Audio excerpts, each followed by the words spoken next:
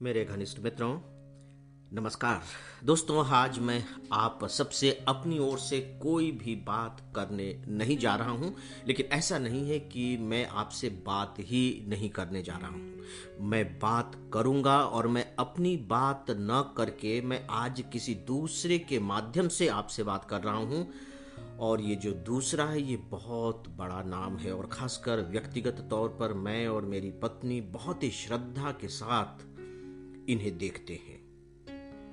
हो सकता है कि जब मैं उनके लिखे हुए शब्द, बल्कि ज़्यादा बेहतर होगा कहूँ कि मैं उनके बोले हुए शब्द जो लिखित रूप में मेरे पास हैं, मैं आपके सामने रखूं तो आप समझ जाएंगे कि ये कौन है। और डेफिनेटली आप समझ जाएंगे कि ये कौन है। इसलिए मैं इन्होंने कहीं एक लिटरेचर फेस्टिवल में जो बातें कही थी, वे बातें जो मुझे लिखित रूप में कहीं मिली हैं, मैं उन्हें आप सबके सामने ज्यों का त्यों पढ़कर सुना रहा हूं। तो आज मैं आप सबके सामने एक वाचक की भूमिका में हूं।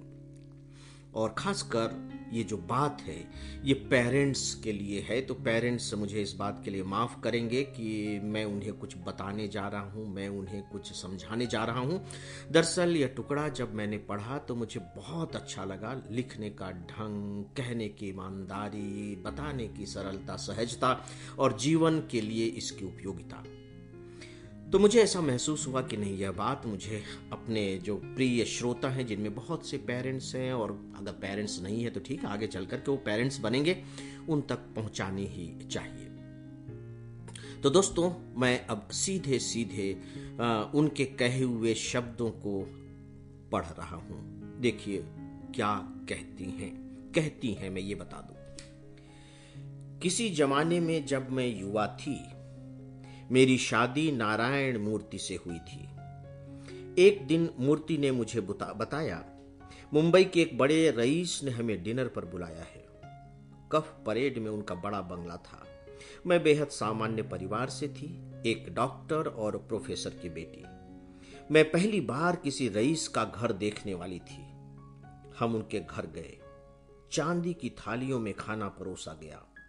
डिनर के बाद जब हम घर आए तो मेरे मुंह से निकला, सो पुअर, यानी कि बेहद गरीब। नारायण मूर्ति बोले, तुम ऐसा कैसे कह सकती हो? मैंने कहा, उनके ड्राइंग रूम में एक भी किताब नहीं थी। दोस्तों, अब मैं नाम बताना चाहूंगा। ये शब्द हैं सुधा कृष्ण मूर्ति जी के, जो नारायण मूर्ति जी की पत्नी है। हाल ही में मेरी एक पुरानी स्टूडेंट मेरे पास अपनी बिटिया को लेकर आई और बोली, मेरी बेटी बिल्कुल नहीं पढ़ती है और आपको मेरी मदद करनी है कि वो पढ़ना शुरू करे। मैंने स्टूडेंट से पूछा, बताओ आप कितनी किताबें पढ़ती हो? उसका जवाब था, मुझे क्यों बुक रीड करनी चाहिए? मैंने कहा, अगर आप रीडिंग नहीं करेंगी तो यह उम्मीद मत रखिएगा कि आपके बच्चे रीडिंग करेंगे। स्टूडेंट का कहना था, मैं चाहूंगी कि मेरे बच्चे स्टडी करें, ना कि रीड। मैंने कहा, रीडिंग और स्टडी एक तरह से समान ही है। जब मां नहीं पढ़ेगी तो बच्चे भी नहीं पढ़ेंगे। मैं मदर्स से गुजारिश करूंगी कि वो जरूर किताबें पढ़ा करें। ऐसा नहीं है कि पिता नहीं पढ़ सकते, दोनों बराबर हैं, लेकिन लॉजिकली मां ज्यादा जिम्मेदार होती है, मां का असर कुछ अधिक ही होता है। इसी वजह से तो हम कहते हैं मातृभाषा, फादर टंग आपने कभी नहीं सुना होगा। जिंदगी में हर चीज की कीमत है सिवाय मां के प्यार के, इसलिए मां की जिम्मेदारी भी बढ़ जाती है। आप अपने बच्चों से किसी चमत्कार की उम्मीद मत कीजिए, खास तौर पर तब जबकि आपने उसके लिए मेहनत नहीं की है। अगर आप चाहते हैं कि बच्चे पढ़ने की आदत डालें तो आप भी जनरल रीडिंग शुरू कीजिए। रीडिंग वाकई बेहतरीन आदत है। यह बात भी उतनी ही सही है कि जो लोग अच्छा लिख सकते हैं वो पढ़ते काफी हैं। मैं इस उम्र में भी 2 से 3 घंटे पढ़ती हूँ। शायद इसी कारण हम कर्नाटक में ही 60,000 लाइब्रेरी स्थापित कर पाए हैं। यह तभी संभव हुआ जब हमने समझा कि रीडिंग बेहद आवश्यक है। अगर किसी इंसान के पास भव्य बंगला है लेकिन एक किताब नहीं है तो उसे मैं अत्यधिक गरीब मानूंगी। आपके पास कुछ भी स्थायी तौर पर नहीं रहने वाला है। महाभारत में किसी ने अर्जुन से पूछा कि तुम इतने खूबसूरत हो, तुम्हारी पत्नी भी बेहद खूबसूरत है, तुम राजकुमार हो, फिर क्यों तुम अपने गुरु द्रोण की इतनी चिंता करते हो? अर्जुन का जवाब था, उम्र के साथ खूबसूरती ढल जाएगी, राजपाट छीन सकता है, सोना चांदी तो कोई चुरा भी सकता है, ज्ञान ही है जो इंसान का साथ कभी नहीं छोड़ता। ज्ञान तो ऐसा है जो बांटने से बढ़ता है, इसलिए टीचर्स आप पर भी भारी जिम्मेदारी है। मैं माओ और टीचर्स से खास तौर पर कहूंगी कि रीडिंग की आदत बच्चों में आप ही डाल सकते हैं। मिसाल पेश कीजिए, किसी को रोल मॉडल की जरूरत नहीं है। 10 साल तक के बच्चों के रोल मॉडल उनके पेरेंट्स ही होते हैं।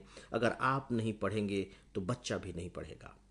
इसके लिए आपको घर से टीवी हटाना भी पड़े तो हटाइए। मैंने भी अपने बच्चों को 18 साल की उम्र तक टीवी नहीं देखने दिया। मैं उन्हें कहती थी कि तुम टीवी पर क्या देखोगे, मैं ही तुम्हें कहानियां सुना देती हूँ। अगर टीवी है भी तो उसे देखने के वक्त को सीमित कीजिए। सप्ताह में 1 घंटा काफी होगा। पेरेंट्स बच्चों को केवल रेस्तरां में नहीं ले जाएं, उन्हें घुमाने जाएं तो कुछ सिखाने का उद्देश्य हो, ऐसी जगह जहां उन्हें ज्ञान मिले। कभी लिटरेचर फेस्टिवल लाया जा सकता है तो कभी म्यूजियम। शुरुआती 10 साल ऐसा कीजिए, बच्चों को इसकी आदत हो जाएगी। दोस्तों, उनके एक एक शब्द मैंने ज्यों के त्यों आपके सामने रखे हैं। अब आपको डिसाइड करना है कि इनमें से क्या बातें आपको ठीक लगती हैं, जिन्हें आप अपने जीवन में उतारना चाहेंगे, और कौन सी ऐसी बातें हैं जो आपको बेकार की लगती हैं, जिन्हें आप रिजेक्ट करना चाहेंगे। ये पूरी तरह मैं आप पर छोड़ता हूं और इसी के साथ ही आप सबसे इजाजत भी चाहता हूं। नमस्कार।